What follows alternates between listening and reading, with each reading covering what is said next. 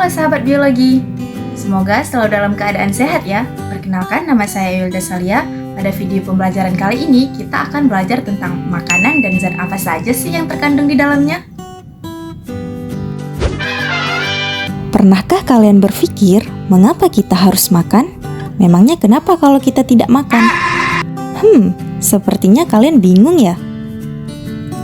Oke, jadi seluruh makhluk yang hidup di muka bumi ini butuh makan untuk tetap hidup dan melakukan aktivitasnya sehari-hari. Karena di dalam makanan terkandung sumber energi serta sumber penyusun tubuh kita. Mau tahu penjelasannya lebih lengkap? Yuk tonton video ini sampai selesai. Makanan itu mengandung kalori loh. Tahukah kalian apa itu kalori? Jadi, kalori adalah jumlah energi yang terkandung dalam makanan dan minuman. Nah, biasanya dapat kalian temukan pada kemasan produk makanan atau minuman seperti gambar berikut ini. Kalori akan dirubah menjadi energi melalui proses metabolisme, yang kemudian energi tersebut digunakan oleh tubuh untuk melakukan aktivitas fisik seperti berjalan, olahraga, angkat beban, dan lain sebagainya.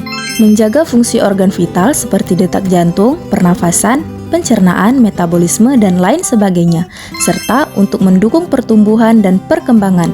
Energi diperlukan untuk pertumbuhan tubuh mulai dari bayi, anak-anak, remaja, hingga dewasa. Sisa kalori yang tidak diubah menjadi energi akan disimpan di dalam tubuh sebagai jaringan lemak. Kebutuhan kalori tiap orang berbeda-beda, tergantung 1. Jenis kelamin. Pria membutuhkan lebih banyak dari wanita karena memiliki massa otot yang lebih besar. 2. Usia. Anak-anak dan remaja membutuhkan kalori lebih banyak daripada orang dewasa. 3. Berat badan. Untuk menurunkan berat badan, maka dapat mengurangi jumlah kalori yang masuk ke dalam tubuh. 4. Aktivitas. Seseorang yang melakukan aktivitas berat, maka membutuhkan kalori yang lebih banyak.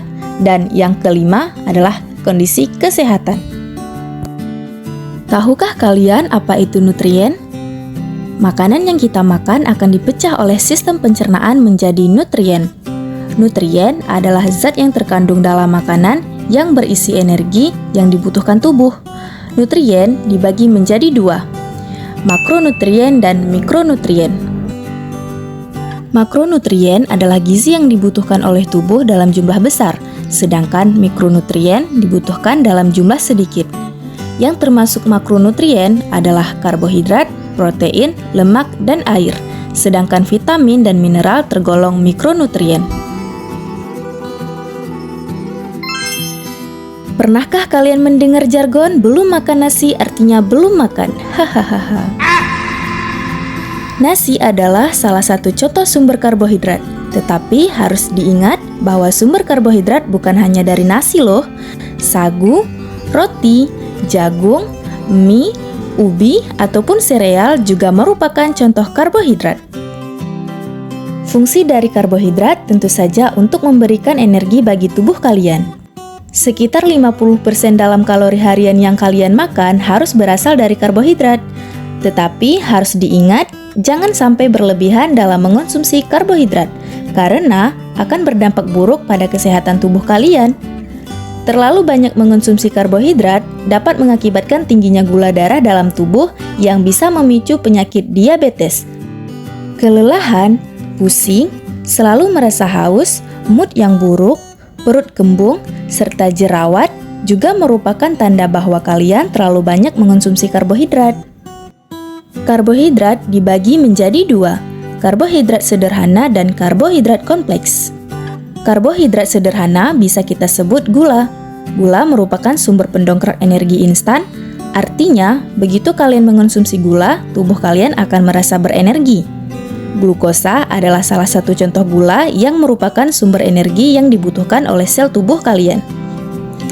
Nasi yang kalian makan akan dipecah dalam sistem pencernaan menjadi bentuk sederhana yaitu glukosa. Sedangkan karbohidrat kompleks adalah rantai panjang molekul gula, contohnya pati. Di mana pati dapat ditemukan pada beberapa jenis tanaman seperti kentang, ubi, dan jagung. Pati merupakan sumber energi yang tahan lama. Contoh lain dari karbohidrat kompleks adalah serat. Serat merupakan bahan baku dinding sel pada sel tumbuhan. Serat sangat penting untuk tubuh kita karena mempermudah kinerja sistem pencernaan. Walaupun sangat penting, ternyata serat tidak termasuk ke dalam nutrien loh, karena serat tidak bisa dicerna oleh tubuh kita. Tubuh kalian terbentuk dari protein, mulai dari ujung kaki sampai ujung rambut.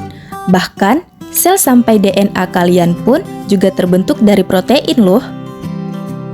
Oleh sebab itu, protein disebut sebagai nutrien yang berfungsi untuk membangun tubuh atau membentuk struktur tubuh.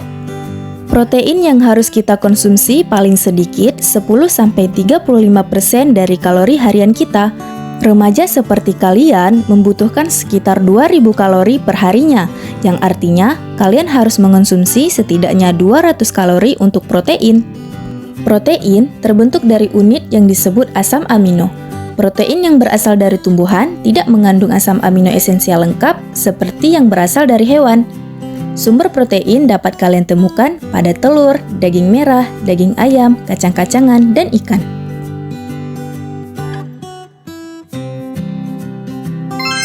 Apa yang terlintas di kepala kalian ketika mendengar kata lemak? Apakah sesuatu yang berkonotasi buruk? Atau sesuatu yang menimbulkan penyakit? Oke, sebentar. Tidak selamanya lemak itu berkonotasi buruk loh ya. Justru, lemak dibutuhkan tubuh kita sebagai sumber energi. Energi yang dihasilkan lemak 2 kali lipat lebih besar dibandingkan karbohidrat. Lemak berfungsi untuk memproteksi organ tubuh dari benturan atau goncangan serta mempertahankan panas tubuh. Terdapat 3 jenis lemak, yaitu lemak jenuh, lemak tak jenuh, dan lemak trans. Lemak jenuh terdapat pada makanan seperti daging-dagingan, santan, dan produk olahan susu. Jika kita berlebihan mengonsumsinya, maka kadar kolesterol akan meningkat dan bisa membahayakan tubuh. Penyakit jantung serta diabetes tipe 2 merupakan contoh penyakit yang diakibatkan terlalu banyak mengonsumsi makanan yang mengandung lemak jenuh. Lemak tak jenuh bisa disebut dengan lemak baik.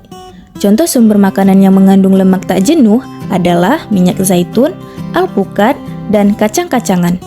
Fungsi dari lemak tak jenuh adalah untuk mengontrol kadar kolesterol dalam darah serta dapat mengontrol kadar insulin dan kadar gula dalam darah sehingga menurunkan risiko penyakit diabetes tipe 2. Lemak trans bersumber dari makanan yang digoreng. Tingginya kadar lemak trans dapat menimbulkan kadar kolesterol dalam darah yang dapat meningkatkan risiko terkena penyakit jantung. Ibu kalian pasti sering mengingatkan, ayo dimakan sayurnya, jangan dibuang, karena sayur itu banyak vitaminnya. Betul tidak? Hahaha. Lalu sebenarnya apa sih pentingnya vitamin untuk tubuh kalian? Vitamin dibutuhkan untuk memelihara fungsi sistem tubuh kalian. Vitamin memang tidak mengandung energi, tetapi vitamin dibutuhkan untuk membantu mempercepat segala reaksi kimia di dalam tubuh kalian. Vitamin dibagi menjadi 2, yaitu vitamin yang larut di dalam lemak dan vitamin yang larut di dalam air. Vitamin yang larut dalam lemak, maksudnya mereka dapat menyatu atau larut dalam lemak dan dapat disimpan dalam jaringan lemak dalam tubuh manusia. Contohnya vitamin A, D, E, dan K. Sedangkan vitamin yang larut dalam air, artinya vitamin ini larut dalam air dan tidak disimpan di dalam tubuh. Contohnya vitamin C serta vitamin B dan turunannya.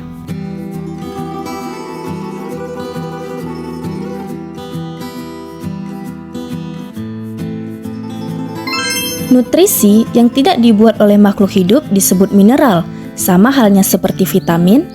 Mineral juga tidak menghasilkan energi loh, tetapi tubuh kalian tetap membutuhkan mineral meski dalam jumlah sedikit, yaitu untuk melakukan seluruh proses kimia di dalam tubuh.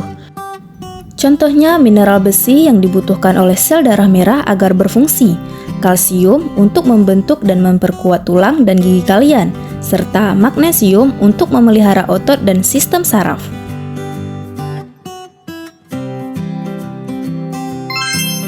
Air merupakan nutrisi yang paling penting dikarenakan 70% dari tubuh kita terdiri dari air. Air membantu untuk mengatur suhu normal tubuh dan untuk membantu pembuangan sampah sisa metabolisme. Untuk menjaga agar organ tubuh kita berfungsi dengan baik dalam keadaan normal, sebaiknya kita mengonsumsi 2 liter air per harinya. Coba kalian perhatikan gambar berikut ini. Kira-kira apa yang bisa kalian bayangkan mengenai rasa makanan tersebut dan apakah menurut kalian makanan tersebut sangat menarik? Jika kalian menjawab makanan tersebut sangat menarik mata sehingga menggugah selera serta rasanya yang manis, kalian benar. Warna-warna yang menarik serta rasa yang sangat manis menjadi daya tarik tersendiri, terutama bagi anak-anak. Tetapi, tahukah kalian makanan tersebut mengandung zat adiktif?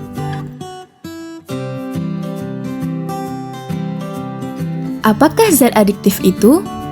Ya, zat adiktif adalah jenis bahan makanan yang ditambahkan dengan sengaja ke dalam makanan dengan tujuan untuk menambah dan memperkuat rasa, membuat warna lebih menarik, mengawetkan, memberi aroma, mengentalkan, serta mengemulsi bahan makanan. Zat adiktif yang pertama adalah zat pemanis. Tujuannya untuk menambahkan rasa. Contoh zat pemanis alami adalah gula pasir, gula aren, dan gula kelapa.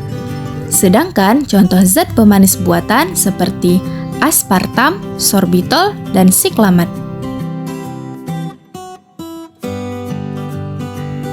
Berikutnya, zat pewarna.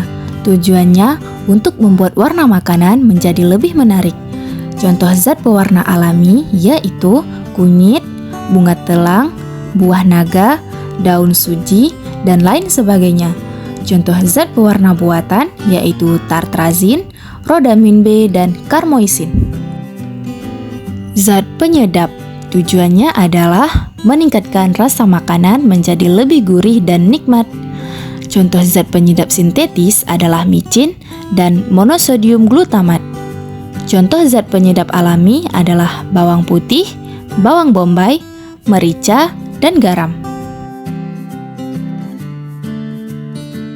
Zat pengawet. Tujuannya adalah untuk memperpanjang umur makanan dan mencegah pembusukan. Pengawetan alami dapat dilakukan dengan cara pengasinan, pemanisan, dan pengeringan. Zat pengawet buatan contohnya asam benzoat, natrium benzoat, dan potasium benzoat. Zat pemberi aroma. Tujuannya adalah untuk memberikan aroma tertentu pada makanan dan minuman agar lebih menarik dan menggugah selera. Zat pemberi aroma alami contohnya pandan, kopi, kayu manis, dan lain-lain. Sedangkan untuk zat pemberi aroma sintetis contohnya etil butirat untuk aroma nanas, amil kaproat untuk aroma apel, vanilin untuk aroma vanili, dan metil antranilat untuk aroma buah anggur. Berikutnya zat pengental dan pengemulsi. Tujuannya adalah untuk menstabilkan dan memberi struktur pada makanan. Contoh zat pengental adalah agar-agar, tapioka, dan gelatin. Sedangkan contoh zat pengemulsi adalah lecitin yang terdapat pada makanan seperti mayones dan mentega.